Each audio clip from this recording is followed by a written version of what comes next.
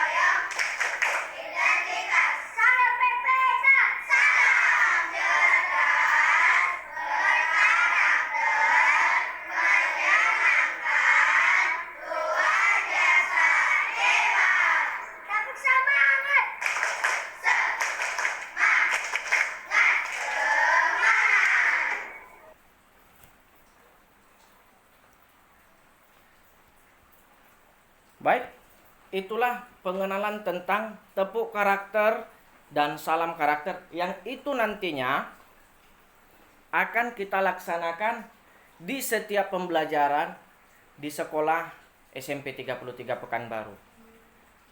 Baik, untuk selanjutnya Bapak akan masuk kepada materi Bapak tentang pengenalan pendidikan karakter. Yang pertama yaitu pengertian pendidikan karakter. Sesuai dengan Undang-Undang Nomor 20 Tahun 2003 tentang Sistem Pendidikan Nasional, pada pasal 3 yang menyebutkan bahwa pendidikan nasional berfungsi mengembangkan kemampuan dan membentuk karakter serta peradaban bangsa yang bermartabat dalam rangka mencerdaskan kehidupan bangsa. Dalam pasal tersebut dijelaskan perlunya pemahaman dan pengamalan pendidikan karakter bagi peserta didik. Nah, apa itu pendidikan karakter? Pendidikan karakter adalah suatu usaha manusia secara sadar dan terencana untuk mendidik dan memberdayakan potensi peserta didik guna membangun karakter pribadinya sehingga dapat menjadi individu yang bermanfaat bagi dirinya sendiri dan lingkungan. Nah, di dalam pendidikan karakter ini ada nilai-nilai utama dalam pendidikan karakter. Yang pertama itu adalah religius, yang kedua nasionalis, yang ketiga mandiri, yang keempat gotong royong, dan yang kelima adalah integritas. Nah, berikut adalah pemaparan tentang nilai-nilai utama pendidikan karakter. Yang pertama, nilai karakter religius. Nilai karakter religius merupakan usaha aktif untuk membentuk suatu sikap dan perilaku yang patuh dalam melaksanakan ajaran agama yang dianutnya. Toleransi terhadap pelaksanaan ibadah agama lain dan hidup rukun dengan pemeluk agama lain. Nah, di dalam nilai karakter religius ini, kita dapat aplikasikan khususnya di sekolah kita itu dengan kegiatan ibadah. Nah, sebelum kita masuk kepada pelajaran di sekolah, seperti biasanya, kita awali dulu dengan ibadah. Yang Kristen ibadahnya di pendopo, yang Muslim ibadahnya di musola. Dan nanti yang Muslim pada saat siang itu nanti ada namanya sholat pada saat setelah istirahat.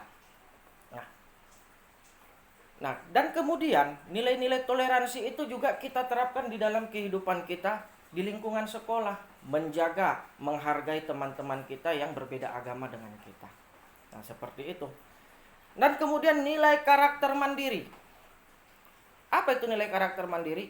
Adalah usaha sadar yang dilakukan untuk membentuk watak, akhlak, budi pekerti, dan mental seorang individu agar hidupnya tidak tergantung pada bantuan orang lain dalam menyelesaikan setiap tugas-tugasnya. Contoh, apabila kamu disuruh mengerjakan tugas oleh gurumu, nah kerjakan secara mandiri, bukan mengerjakan tugas orang lain atau mencontek tugasnya orang lain.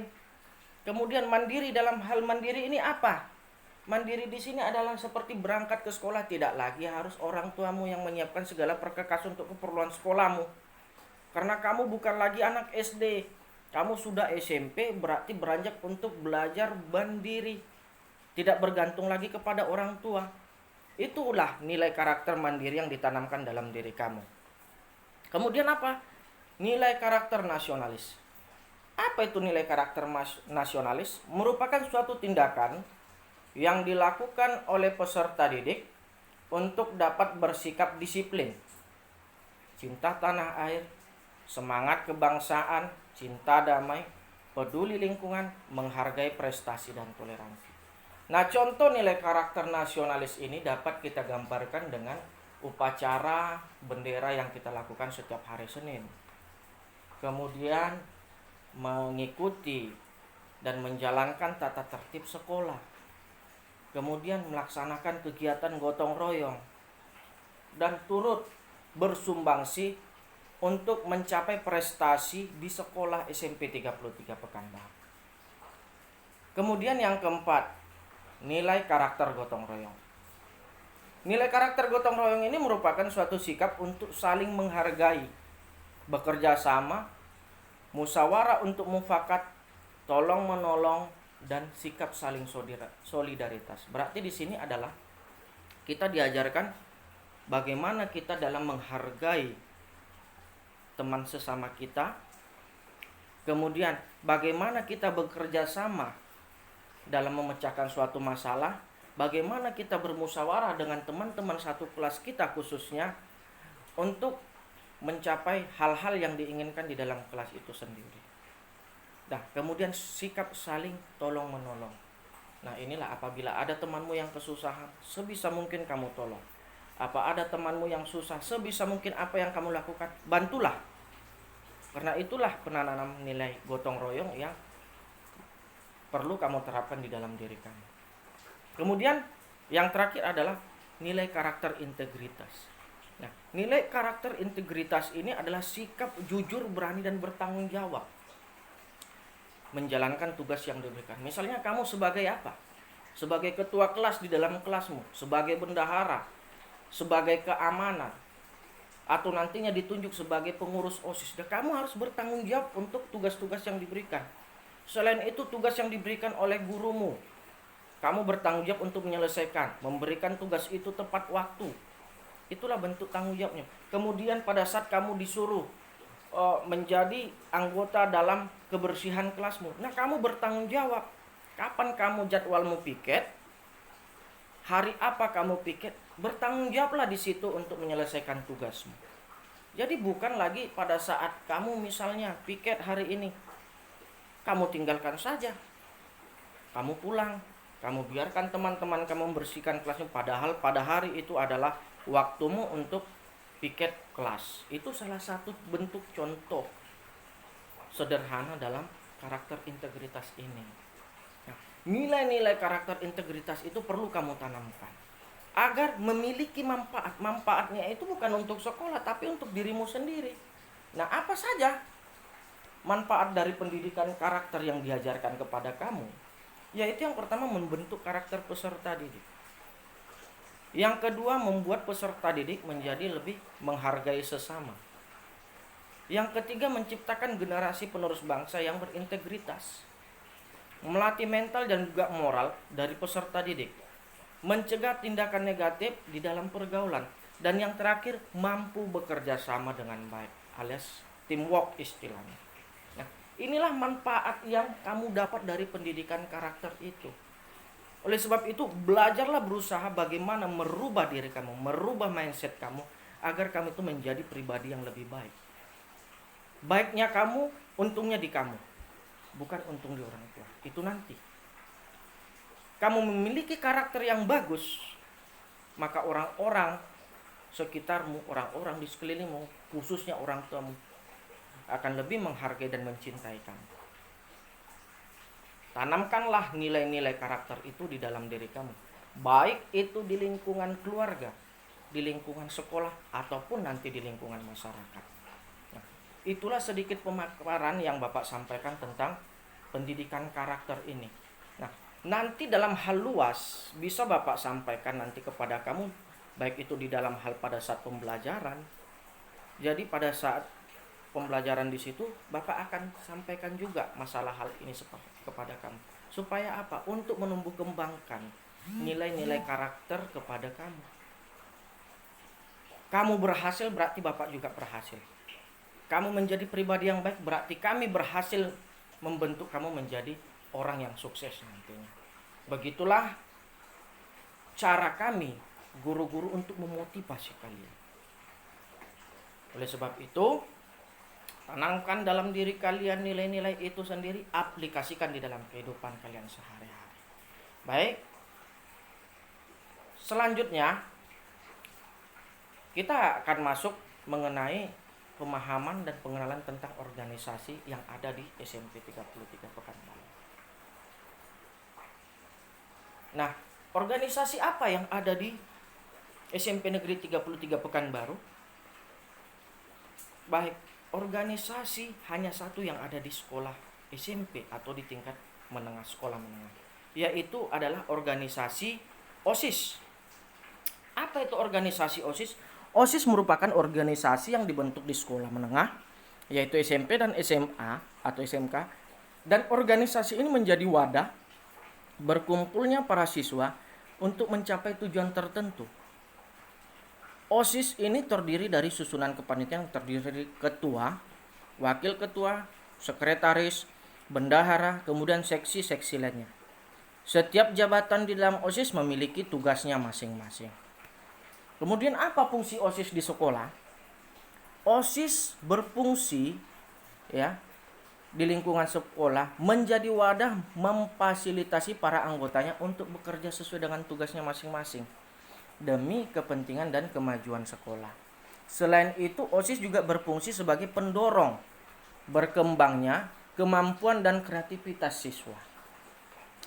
Kemudian, keanggotaan OSIS itu sendiri berasal dari para siswa kelas 7 dan 8 yang ingin mendedikasikan dirinya untuk berbuat dan bekerja demi memajukan sekolah yang berkaitan dengan aktivitas kegiatan siswa. Dan kemudian masa keanggotaan pengurus OSIS ini memiliki masa kerja yang terbatas, yaitu selama 1 tahun, dan akan diperbaharui atau dilakukan pemilihan keanggotaan pengurus OSIS yang baru di setiap pergantian tahun ajaran baru. Selanjutnya, Tujuan OSIS di sekolah itu untuk melatih siswa dalam berorganisasi serta dapat membantu menjalankan program-program yang berkaitan dengan aktivitas kegiatan siswa di sekolah. Baik itu dalam hal kegiatan upacara Hari Besar Nasional, kegiatan keagamaan, kegiatan sosial, dan mencegah tindakan undisiplin ataupun tindakan tata tertib yang dilanggar oleh siswa. Kemudian apabila kamu tertarik menjadi pengurus OSIS, ada syaratnya.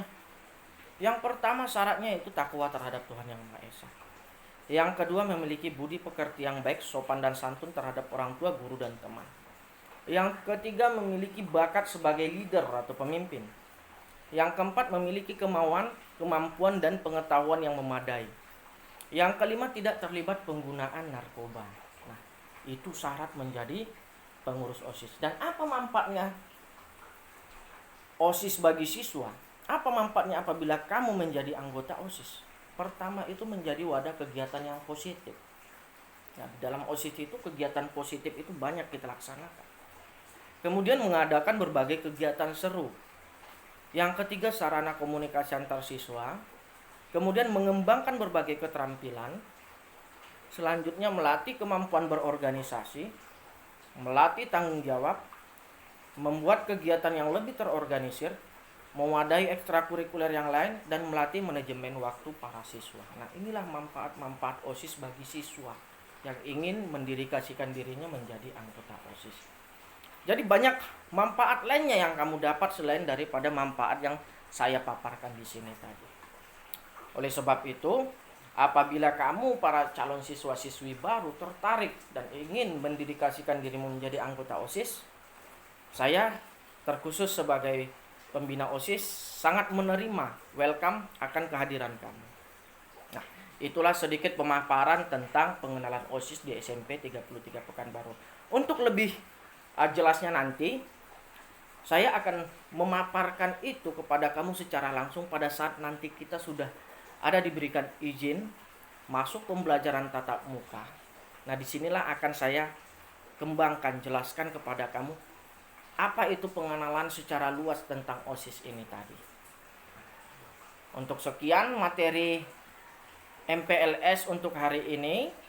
Semoga materi yang singkat ini yang saya paparkan kepada kalian dapat kalian pahami, dapat kalian cerna, dan menjadi modal bagi kalian untuk kalian memasuki dunia yang baru, dunia pembelajaran yang baru di keluarga SMP Negeri 33 Pekanbaru.